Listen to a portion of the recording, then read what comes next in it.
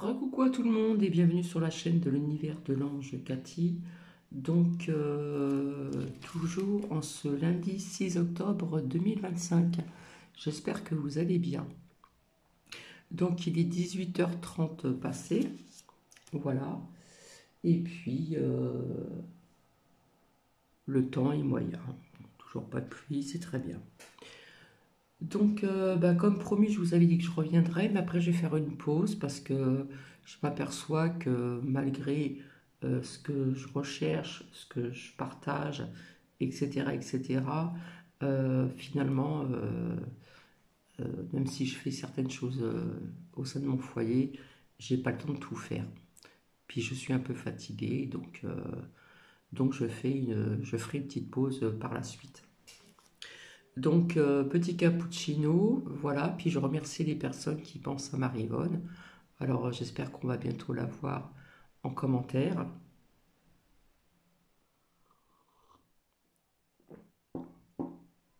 Et puis, demain, c'est l'anniversaire de ma petite fille. Voilà, voilà. Donc, avant de vous faire écouter, je balance tout. Ça dure à peu près 14 minutes. Alors, cette personne, on va faire un petit peu de pub sur, comment dire, sur des personnes qui s'y connaissent très bien sur les ordis et autre chose. Voilà, ça ne va pas durer très très longtemps. Et, euh, comment dire, je pense que vous avez certainement dû apprendre que,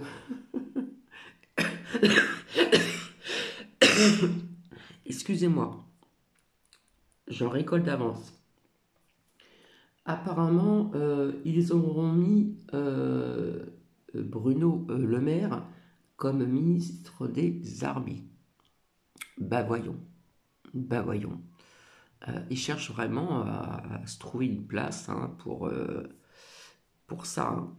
Donc finalement, il me semble que le, celui qui porte des cordes, là, qui a donné sa démission, je crois que ça fait à peine un mois qu'il est resté. Hein. Voilà, franchement, le temps passe vite. Franchement, je me rappelle plus du tout. Et puis, comme je vous avais dit, ils vont mettre des anciennes têtes, des anciens visages, etc., etc., etc., etc. Et ben, oh là là, ça va être quelque chose, moi je vous le dis. Hein. Alors, ils sont ministres bien définis pour un certain poste, et après on les met pour autre chose où ils s'y connaissent rien du tout. Quoi. C'est du n'importe quoi, franchement. Est-ce que vous pensez vraiment que ça vaut le coup de continuer de voter? Je n'ai pas honte de le dire parce que je l'ai déjà dit, je ne vote plus. Voilà. Parce que c'est du n'importe quoi. Donc ça va être quelque chose. Hein. Donc euh, ils ont mis en place ce, ce ministre des armées qui est Bruno Le Maire. Bref, je rigole, mais je rigole jaune. Alors, je ne sais pas s'ils ont nommé d'autres ministres, je n'en sais rien, je n'ai rien écouté, je ne sais pas.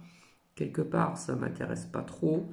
Et puis, moi, ce que je vous ai dit, c'est que je voyais des nouveaux visages, etc., etc. Et il est fort possible qu'on aille aux urnes. Voilà. Donc, petit cappuccino encore.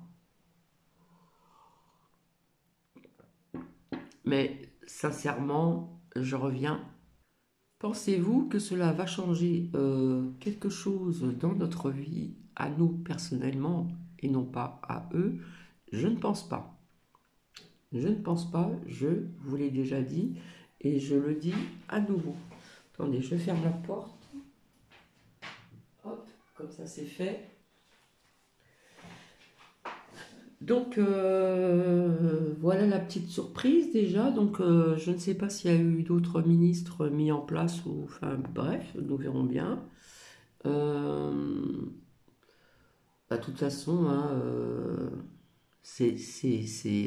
comment dire, c'est des vrais rapaces, hein, c'est des rats. Ils sont là pour ça. Hein. Voilà, parce que quand on voit l'état de la France, excusez-moi, mais bon, il n'y a pas que le poudreux non plus, hein. Donc voilà. Alors, sans les lames, comme ça, je peux vous dire que je vois aussi des mouvements en novembre. Donc nous verrons bien, ça va certainement bouger encore. Et nous allons voir ce que ça va donner. Donc comme je vous l'ai dit, je vous avais dit que je vous ferai écouter Je balance tout. Voilà, donc c'est une personne que je suis de temps en temps. Là, ça ne dure pas longtemps.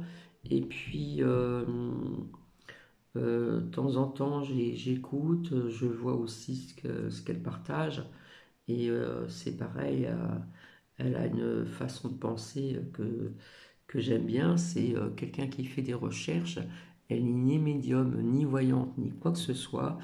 Mais c'est des hypothèses, des recherches, etc., etc. Donc ça fait 2 jours que j'ai écouté. Franchement, je ne me rappelle plus. Enfin, je vois à peu près le sujet, mais ça résonne en Cathy. Voilà. Donc j'espère que vous avez passé une belle journée. Alors demain, ça passe vite, hein. Déjà, nous serons le 7. Donc demain matin, je serai absente. Et puis après, je me prends un petit moment comment dire, parce que je suis très souvent ici avec vous, pratiquement tous les jours et plusieurs fois par jour, et je me suis dit ça fait un petit peu trop. Donc je vais prendre un petit peu de recul pendant un petit moment, pas très longtemps. Je continuerai quand même à mettre à partager certaines peut-être citations, etc. sur le poste, mais voilà, en ce qui concerne de faire parler les oracles, nous verrons plus tard. Donc je remercie aussi les personnes qui pensent à Marivonne. Je remercie Carmen, Marie, etc. Je suis désolée, j'ai toujours pas, comment dire, répondu à Marie de Chalon. Il faudra quand même que je l'appelle, parce qu'après j'ai encore à faire. Et puis demain matin, je me lève tôt. Voilà, donc la journée a été un peu difficile, vu que je me suis endormie à 4 heures du matin. Donc je peux vous dire que la fatigue se fait ressentir.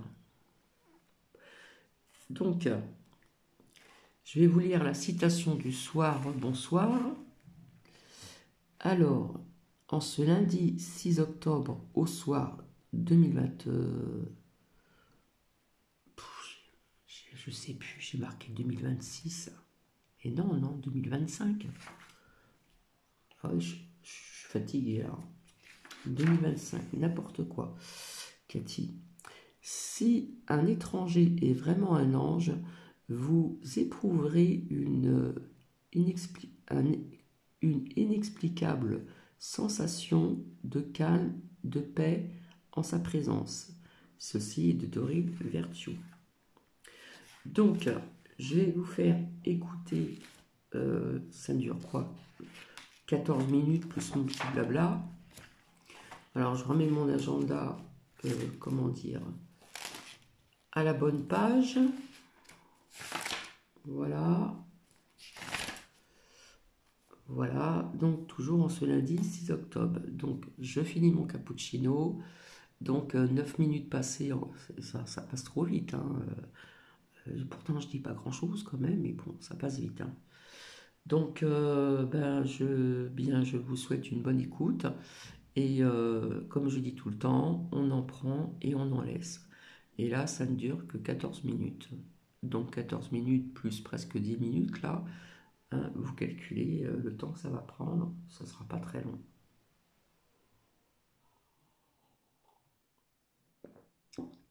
Donc je vous souhaite une bonne écoute. Pas pour imposer ma vision des choses. Mais à force d'entendre ce reproche, il me paraît nécessaire de clarifier ma position, car ce qui me semblait évident, visiblement ne l'est pas pour tout le monde. Alors aujourd'hui, je vais être directe, Je vais dire clairement ce que je crois, ce que je ne crois pas, et pourquoi je continue, malgré les critiques, à explorer ces sujets. Bref, aujourd'hui, je balance tout. Je crois qu'il existait des civilisations qui ont précédé la nôtre, parce que ni la géologie ni l'archéologie ne racontent une trajectoire lisse. À la fin de la dernière glaciation, le niveau marin est remonté d'environ 120 mètres, entre 20 000 et 7 000 ans avant notre ère, engloutissant d'immenses plaines littorales où vivaient des sociétés entières avec des phases de remontée très rapides au début de l'Holocène. Cette dynamique n'est pas théorique, elle est documentée par des reconstructions paléoclimatiques et des travaux de référence qui situent l'achèvement principal de la transgression autour de 8000 ans avant aujourd'hui, avec l'épisode brutal du Dréas récent juste avant, marqué par un refroidissement puis un redressement thermique très abrupt. Ces paramètres suffisent à eux seuls à expliquer la disparition de cultures côtières mal conservées dans les archives terrestres actuelles. Je crois qu'on ne peut pas balayer d'un revers de main les textes qui gardent la mémoire de ces mondes noyés. Platon n'invente pas ex nihilo l'idée d'un continent englouti. Dans le Timée et le Critias, il situe l'Atlantide devant les colonnes d'Héraclès, au-delà du détroit de Gibraltar, et rapporte sa disparition en un jour et une nuit, en plaçant les événements 9000 ans avant Solon, donc très en amont des chronologies classiques. On peut discuter l'intention philosophique, mais le motif du cataclysme et du pays perdu est clair et cohérent avec un souvenir d'effondrement littoral. Je crois aussi que d'autres corpus portent ce souvenir. La liste royale sumérienne distingue explicitement des règnes avant le déluge, puis après le déluge, signe qu'une césure catastrophique fait partie de la mémoire plus ancienne. Les traditions indiennes parlent-elles de terres saisies par la mer au sud du Tamil Nadu, connu sous le nom de Kumari Kandam dans la littérature tardive et chez des auteurs modernistes qui relient ces récits à l'idée d'un continent perdu. On peut contester l'arrière-plan géologique, mais le thème culturel de submersion successive y est constant. Quant à Mu et à la Lémurie, leur formulation moderne date du XIXe siècle, mais elle recycle des strates plus anciennes de récits de terres disparues. Enfin, la diffusion presque universelle des mythes du déluge, on en dénombre des centaines à travers le monde, dans des cultures séparées par le temps et l'espace, indique une trame commune de catastrophes hydrauliques mémorisées par les peuples. Je crois que des indices matériels renforcent cette hypothèse d'histoire discontinue. L'Europe du Nord a perdu au début de l'Holocène un véritable pays, aujourd'hui sous la mer du Nord, le Doggerland, que la modélisation et la sismique haute résolution restituent comme un paysage habité et progressivement noyé. C'est un exemple direct de la disparition d'un monde culturel littoral entier.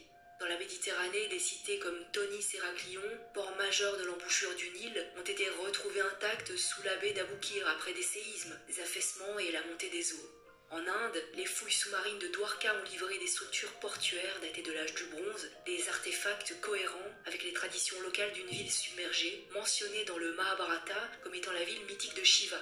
Comment ne pas penser également à Yonaguni, au site de Nan Madol qui est partiellement submergé, ou encore aux centaines de menhirs de Karnak qui gisent sous l'eau. Tout cela rappelle que des sociétés avancées pour leur temps, situées sur des marges côtières, peuvent disparaître presque totalement des archives visibles. Enfin, la monumentalité pré-agraire de Göbekli Tepe démontre que des formes d'organisation et de savoir-faire très élaborées existaient dès l'orée de l'Holocène, ce qui affaiblit l'idée d'une évolution strictement linéaire du simple vers le complexe. Je ne crois pas à une histoire continue, homogène, où la complexité ne ferait que croître sans rupture. Je crois à des phases d'essor, à des effondrements rapides, à des mémoires traumatiques conservées par les mythes et parfois confirmées par la géologie et l'archéologie submergées. C'est cette convergence entre paléoclimat, textes anciens et découvertes littorales qui rend raisonnable l'idée de civilisation antérieure à la nôtre, dont une part essentielle a pu être effacée par l'eau et le temps. Cette vidéo est réalisée en partenariat avec CyberGhost VPN, le VPN aux 38 millions d'une phase d'essor et des phases de déclin qui s'achèvent par une remise à zéro. Les traditions les plus diverses convergent sur ce point et c'est cette convergence qui m'intéresse. Dans l'Inde ancienne, les Puranas décrivent 4 yugas successifs, de l'âge d'or au Kali Yuga, chaque âge voyant décroître le niveau de moralité. Nous serions maintenant dans la fin du Kali Yuga, une période sombre de décadence qui précède un retour à un âge lumineux. Dans la Mésoamérique précolombienne, les Aztèques et d'autres peuples pensaient vivre sous un 5e soleil ou 5e âge, les précédents ayant été détruits par des crises d'ampleur cosmique. Chez les Hopis, plusieurs mondes se sont succédés, chacun se terminant lorsque l'humanité s'écarte de l'ordre voulu. Ces systèmes ne se copient pas, ils expriment une idée structurelle identique. Les différentes humanités s'épanouissent avant d'être détruites pour laisser place à la nouvelle. Je crois que ces cycles sont liés à des périodicités naturelles qui excèdent l'échelle d'une vie ou d'un empire. La précession des équinoxes qui fait glisser lentement le repère des constellations au fil des millénaires a servi de trame à des ères zodiacales dont la littérature ésotérique a fait un langage de transition. La bascule perçue entre Poisson et Verseau, qu'on la prenne au sens strict ou comme image opérante, raconte que les civilisations se règlent aussi sur des horloges qui ne sont pas seulement politiques ou économiques. Platon, lorsqu'il évoque des destructions récurrentes entre deux grandes périodes, donne à voir un monde rythmé par des synchronisations ciel-terre. Et c'est précisément ce type de rythme qui légitime l'hypothèse de cycle d'humanité. Je ne crois pas que ces récits n'expriment qu'une morale ou une fable. Ils codent une pragmatique du risque. Quand les textes annoncent qu'un âge s'achève par le feu, par l'eau, par le vent ou par le renversement, ils énoncent des modes de crise récurrents qu'on peut traduire aujourd'hui par des stress telluriques, climatiques ou cosmiques. Les modèles modernes discutent d'impulsions climatiques rapides, d'activations volcaniques corrélées à des changements de charges océaniques, de fenêtres d'impact plus fréquents. Les anciens ont conservé l'essentiel, les mondes meurent de causes semblables et revivent sur des traces semblables. Je crois que nous sommes à la fin d'un cycle parce que les symptômes culturels correspondent au diagnostic des traditions. Confusion générale, inversion des valeurs, hypertrophie de l'ego au détriment de l'attention et de la mesure. Je ne crois pas que l'homme soit uniquement victime des cycles, je crois qu'il y collabore par sa conduite. Les traditions disent que l'issue dépend du niveau de conscience atteint au moment de la bascule. Je crois que les monuments que l'archéologie peine à expliquer sont les héritages fragmentaires de ces civilisations antédiluviennes, disparues et hautement sophistiquées, et que certaines architectures ne sont pas des débuts maladroits, mais des sommets tardivement redécouverts, parfois réemployés, parfois restaurés, mais toujours mal datés, car leur âge réel remettrait en question la vision linéaire de l'histoire qui doit absolument être enseignée. Je crois évidemment que nous ne sommes pas seuls dans l'univers. Aujourd'hui, nous savons que presque chaque étoile possède ses planètes, que des milliards d'entre elles se trouvent dans des zones habitables et que les briques élémentaires du vivant se trouvent partout dans le cosmos. Dès lors, penser que la Terre serait l'unique exception n'est pas de la rigueur scientifique mais de l'aveuglement. Les expériences de Miller-Urey, les acides aminés trouvés dans la météorite de Murchison, les molécules organiques détectées par le télescope James Webb dans des disques protoplanétaires, tout converge vers une conclusion simple. La vie est une propriété universelle de la matière, pas une singularité terrestre. De là découle l'hypothèse de la panspermie, la vie voyage portée par les comètes, les astéroïdes, ou même transmise volontairement. Francis Crick, co-découvreur de l'ADN, a envisagé qu'une civilisation avancée ait pu disséminer les germes de la vie à travers la galaxie. Dans cette lecture, nous ne serions pas seulement des observateurs du cosmos, mais les héritiers d'un projet plus vaste, fragment d'une continuité biologique qui dépasse la Terre. Je suis adepte de l'hypothèse du zoo galactique. Elle propose que si les civilisations avancées existent, leur absence apparente ne tient pas d'un hasard mais d'un choix. Elles auraient établi un principe de non-interférence, préférant observer de jeunes civilisations plutôt que de perturber leur développement. Dans ce cadre, notre solitude n'est pas la preuve d'un univers vide, mais l'indice que nous vivons peut-être sous observation dans une sorte de réserve cosmique.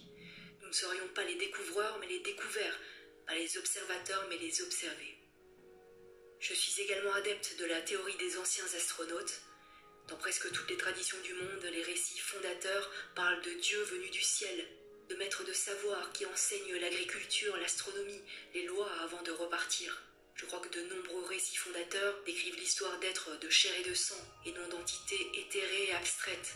Dans les Andes, Garcilaso de la Vega rapporte l'arrivée de Manco Cápac et Mama Ocllo, les enfants du soleil, descendus près du lac Titicaca, qui rassemblent des tribus primitives éparses, imposent des lois, enseignent l'agriculture, l'irrigation, le tissage et fondent la ville de Cusco. Ce motif des maîtres venus du ciel se retrouve sous d'autres noms, Viracocha et ses messagers, Tumpa parcourant l'altiplano, figure de dieux instructeurs, à la fois architectes, médecins, législateurs. En Égypte, Osiris civilise, codifie, parcourt la terre. En Mésopotamie, Béros écrit Oannes, sortant de la mer pour enseigner lettres, arts, agriculture et lois, secondé par les Apkalou, 7 sages envoyés avant le déluge. Les listes sumériennes disent que la royauté descend du ciel avant d'être balayée puis réinstaurée. Le livre d'Enoch, écarté du canon biblique, parle des veilleurs qui descendent, enseignent des savoirs techniques comme la métallurgie, l'astronomie, l'herboristerie, et enfantent une descendance, provoquant une crise qui appelle le déluge.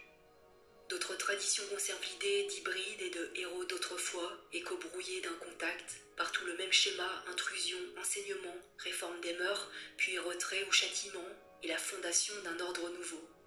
Au bout du compte, ce que disent ces textes, si on les lit sans filtre doctrinal, est simple. L'humanité n'a pas grandi seule, elle a reçu à plusieurs reprises des impulsions qui expliquent mieux la soudaineté de l'évolution.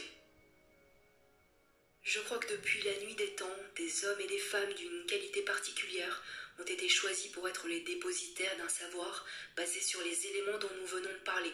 Ces sociétés secrètes n'ont rien à voir avec les organisations modernes, comme la franc-maçonnerie que l'on connaît aujourd'hui. Elles étaient par définition invisibles, discrètes au point que nous ignorons toute leur existence. Ce savoir n'était pas destiné à tous, mais réservé à des cercles fermés, des rois, des nobles, des artistes de renom, des personnages de haute valeur. Les grandes figures du pouvoir et certaines lignées en étaient les récipiendaires, mais sous serment de silence, parce que ce savoir était perçu comme trop dangereux pour être livré sans préparation. Je crois que ce savoir s'est inscrit jusque dans la pierre, sous forme de code laissé dans l'architecture des châteaux, des cathédrales et des grands projets royaux. Dans son travail que j'estime primordial, Didier Coillac démontre que les rois de France, et plus tard certains présidents comme François Mitterrand, connaissaient l'existence de civilisations disparues, de l'Atlantide et d'autres mondes oubliés. Ce savoir trop dangereux pour être livré sans préparation a été préservé sous une forme cryptée. Proportions, alignements, symboles, choix d'implantation des monuments. Versailles-Chambord, Fontainebleau, la cour carrée du Louvre, tous ces lieux portent un langage caché, leurs décors, leurs sculptures, leurs galeries recèlent des allusions à des cataclysmes passés, aux cycles cosmiques, aux dieux civilisateurs, et même à des connaissances venues des étoiles. Ce code secret n'était pas destiné au peuple, mais aux initiés capables d'en déchiffrer la logique. S'il est si hermétique, c'est parce qu'il devait résister au temps, au changement de régime et à la censure des doctrines officielles. Codé dans la géométrie, dans la pierre et dans des symboles universels, il échappe aux déformations de l'histoire écrite et ne se révèle qu'à ceux qui possèdent les clés de lecture. C'est là que réside sa force, un savoir antique, inaccessible aux profanes, mais transmis intact aux générations d'initiés capables de le reconnaître. Voilà ce que je crois. Merci à CyberGhost VPN d'avoir...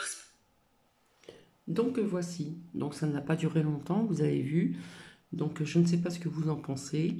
Si vous voulez mettre des commentaires à votre guise, même si vous n'êtes pas d'accord avec ce que cette personne a dit, vous pouvez le mettre, mais toujours dans la bienveillance. Voilà, donc j'espère que cela va vous plaire. Et puis sur ce, je vais vous laisser. Je vais vous souhaiter une agréable soirée, une bonne nuit. Mais bon, je pense qu'il y a des personnes qui vont être un petit peu perturbées au niveau du sommeil avec cette pleine lune qui arrive donc demain matin assez tôt. Sur ce, je vous fais plein de bisous et je vous dis à plus tard. Bisous, bisous.